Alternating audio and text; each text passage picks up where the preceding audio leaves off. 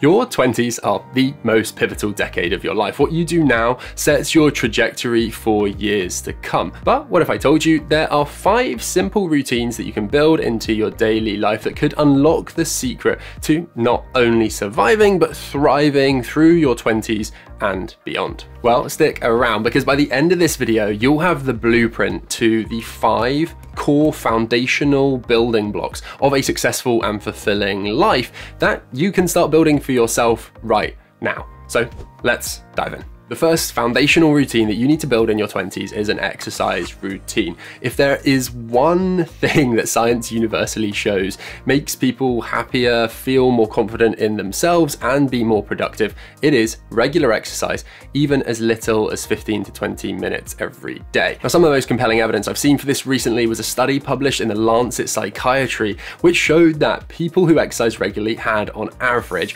1.5 days fewer of poor mental health than those who didn't exercise regularly. That is an average of around 18 days, or about 3 weeks a year, where you feel much better than those who don't regularly exercise. So to actually build an exercise routine in your 20s, I think there are 2 key pieces. First is, what are you going to do? You need to find a form of exercise that you enjoy. So for me, that means going to the gym and doing relatively lightweight exercises where I don't push myself to the absolute max, because that made me hate it a few times a week. I also enjoy a run, maybe once or twice a week, particularly in the summer months, and then also an at-home workout once a week at the weekend. For you, it could be that you find a running club because you really enjoy running and the social aspect of going running with a running club is amazing, or you might like yoga classes, Pilates classes, you might like to get into weightlifting, boxing, or dance. There are so many different forms of exercise that are available to us. I think we think of exercise and just think, I need to trudge on a treadmill, or I need to go to the gym for an hour and pump really hard.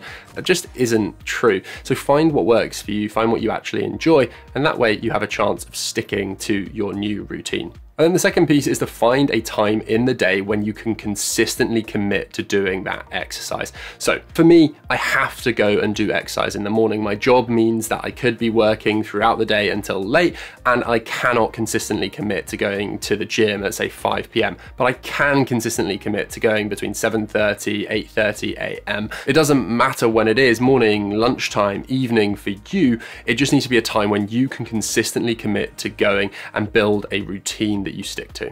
So what does my exercise routine actually look like? During the week, Monday to Friday, I have 3 gym sessions. One of those will be heavier on cardio, 2 of them will be heavier on weights. I then will go for a walk or possibly a short jog the other 2 days before I go into work. At the weekend, I'll then definitely go on a run one of the 2 days, and usually also fit in an exercise class on the other morning, just at home in our living room. And if I have a call really early in the morning and can't make my usual morning gym session or walk, I will instead go at lunchtime and sacrifice having lunch with friends that day. I think the key thing on exercise is that as you get older, it only gets more difficult to fit it in around your busy life. So building up a really positive exercise routine and relationship with regular exercise in your 20s is crucial.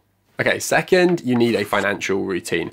I am a huge advocate in your 20s of spending money on things you love and enjoy, exploring the world, going out with friends, having fun, essentially, while you are independent and don't have kind of the dependence that you may have in the future. But that does not mean spending recklessly and not putting any money away for your future. So the first part of your financial routine is always to track your money. Start knowing exactly where every dollar or pound you're spending is going, and looking on a 3 to 12 monthly basis at your spending, analyzing where you should be cutting back, or perhaps even spending more on things you really enjoy. And I do have a video running through exactly how I track my finances once a year to figure out exactly where my money's going.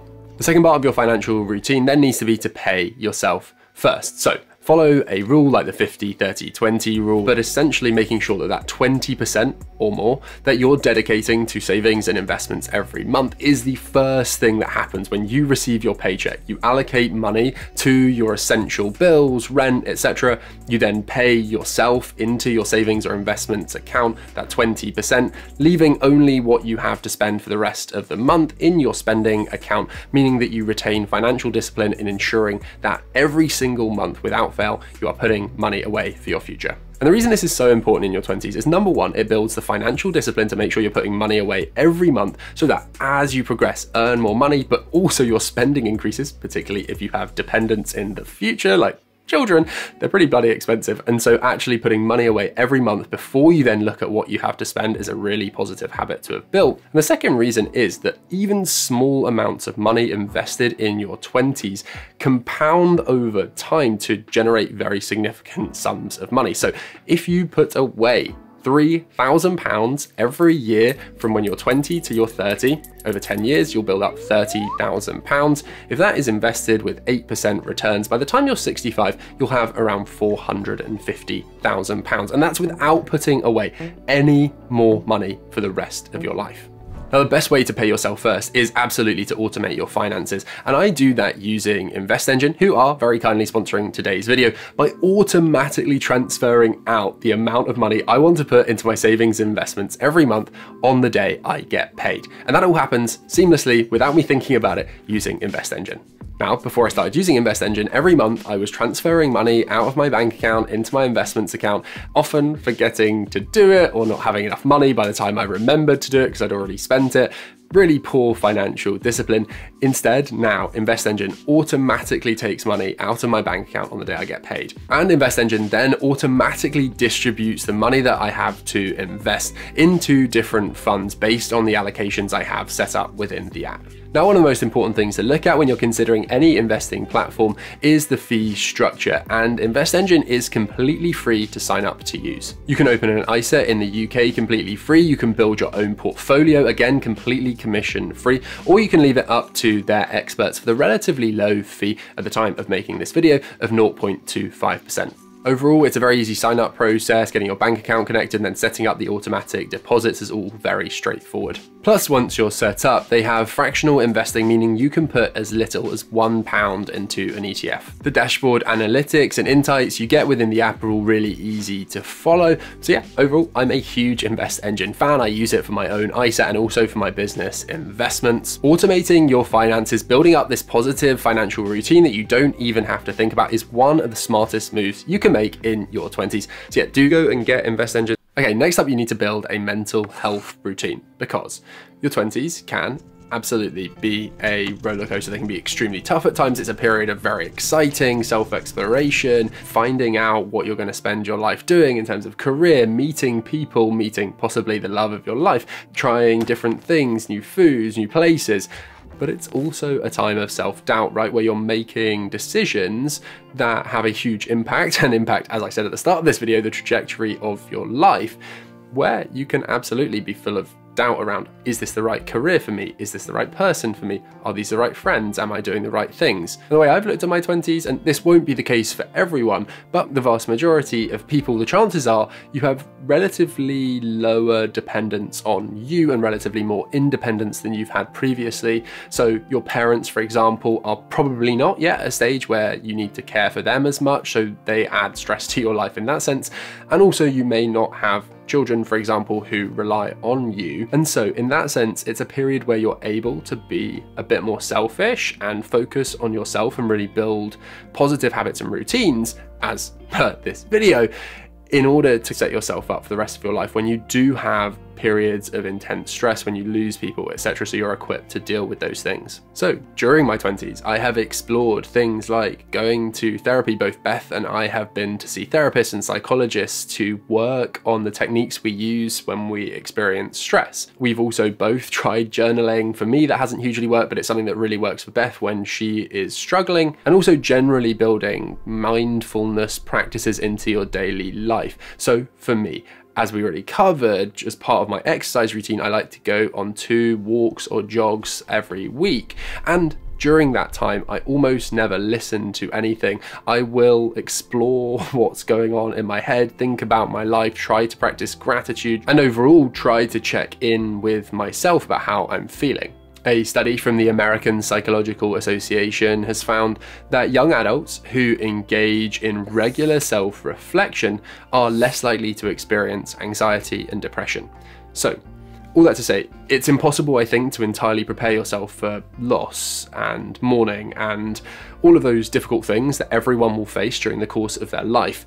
But It is possible to get better at dealing with stress, to have practices that improve your general mental health, and to really invest in improving your own personal mental health so that throughout the rest of your life, you can help others. And I think those kind of sayings of like, you can't fill from an empty cup, or on an aeroplane when they say at the start, put on your own mask before helping others. I think your 20s, if you have the opportunity to do so, are the time when you can help yourself first and put yourself first before then, hopefully throughout the rest of your life, having those practices in place that help you help others.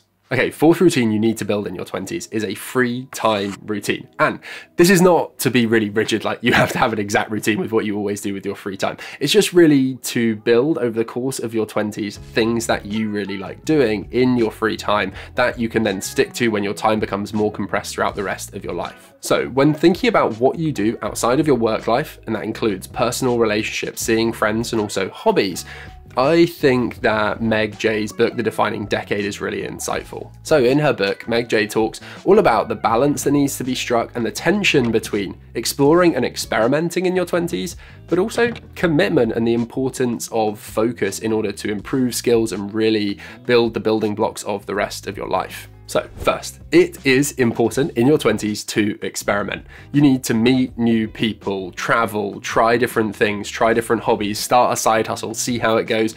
And that is how you will find what you truly love. But don't be afraid to make commitments along the way. And I say that as someone who got married a few weeks ago to someone who he'd been with since he was 16. I had not experimented with trying to date other people at any point in my life.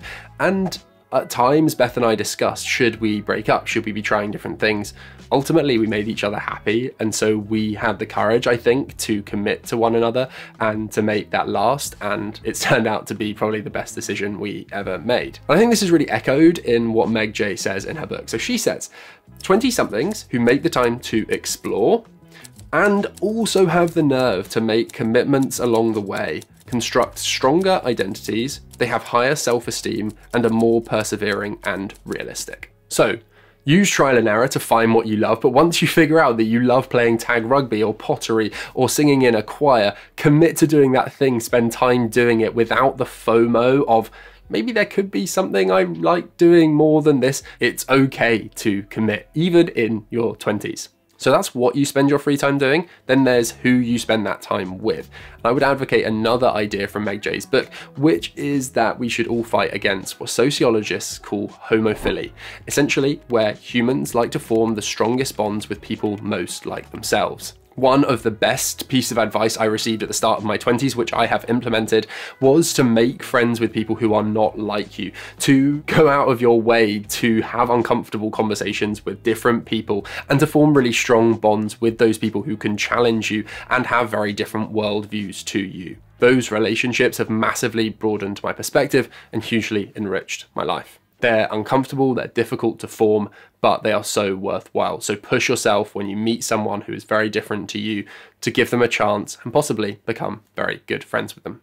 And finally, let's talk about your workplace routine. So your 20s are generally the time where you are laying the groundwork for your professional identity. So look at people ahead of you, mentors, bosses, colleagues, see what works for them, and then consciously craft your own approach to work. So for me, there are a couple of key habits that I've built into my daily routine at work that set my professional identity. So being the social glue within the team, taking the time every morning to talk to the PAs when I turn up at work and my friends and say hello, attending events as much as I can, organising lunches, generally building relationships and a positive vibe, I hope, within my team as much as possible. The second routine I've tried to build is around setting clear boundaries. So at the end of a work day, when I don't expect to do more work, talking to my colleagues, checking in to see if they think I'll have more work to do for them, and if they say no, letting them know. For example, I have plans this evening, I'm probably probably not going to be available. I hope that's okay. If it's not, just let me know. I also set very clear boundaries around when I'm available to talk to you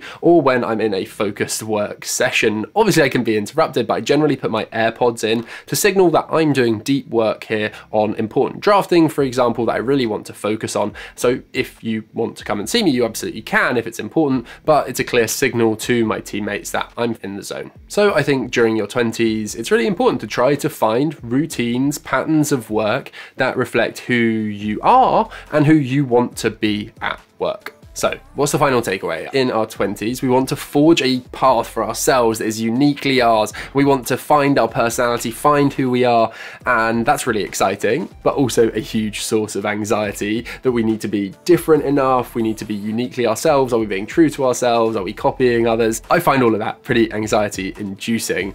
But I take and have taken for the last few years significant comfort from what Meg Jay says again in her book, which is that life is like a custom bike. You can customize many of the parts so that it is uniquely yours, perhaps different to anyone else's bike, but you do not have to reinvent the wheel. So use this decade to build routines that align with your goals, values, and who you want to become. You now have the blueprint to these 5 routines, these 5 foundational building blocks, so that you can go away and build your best life. Thanks so much for watching. If you found this guide helpful, please do hit that like button and leave a comment down below. Let me know what you thought. I always read the comments. And then do subscribe to my channel for more advice on how to not only survive, but thrive in your 20s and beyond. I look forward to speaking again very, very soon.